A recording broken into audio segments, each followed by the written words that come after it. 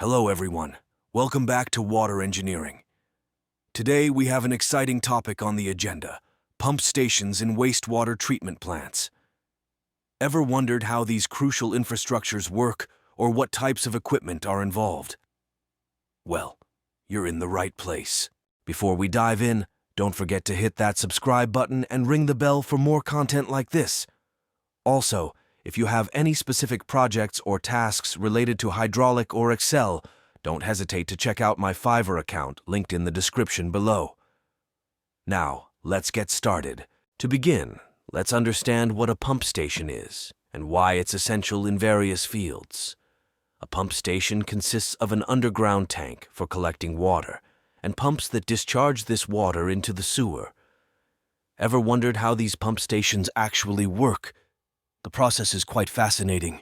Pumps draw in fluids from the source and propel them through pipelines, overcoming elevation changes and long distances. Control panels manage the pump operation, ensuring efficiency and reliability. As you can imagine, there are vast differences between a system designed for a single residence compared to an industrial facility. Some pump stations are made from concrete, others from polyethylene or fiberglass. The concrete pump stations, constructed with high-strength materials, offer a 100-year design life, ensuring durability for handling raw sewage, effluent, trade waste, and stormwater. These structures are ideal for large storage requirements and can withstand heavy traffic loads, making them a resilient choice for various industrial and municipal applications.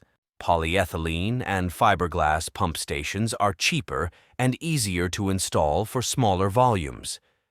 However, care should be taken in charge ground. Fiberglass is also very resilient material. It resists chemical attack, making it suitable for industrial wastewater applications. Polyethylene is light and easy to handle, making installation of pump stations a simple construction exercise. Every pump station is equipped with essential components. Let's break down the key elements. We have pumps, control panels, pipelines, valves, and sensors. These components work together to ensure the smooth operation of the pump station. Level control is dependent on what type of pumping station is being installed. In general, pumping stations operate via ultrasonics with float switch as backup. How do float switches work? As the liquid level rises to float, switch will move in conjunction then.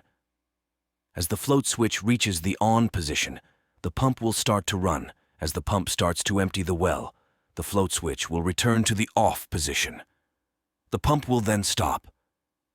Ultrasonic level control is entirely different to how a traditional float switch operates.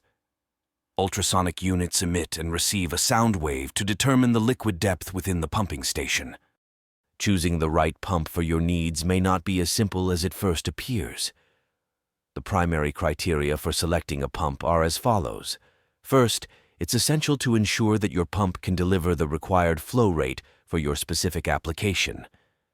The second important criteria is the ability to generate sufficient head or pressure to overcome the resistance in the system. Total head is made up of three components: elevation head, pressure head, and friction head.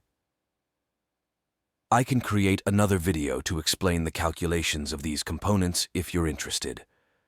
Furthermore, in my next video, I can provide also more detailed information on additional criteria such as fluid compatibility, efficiency, cost, and many more.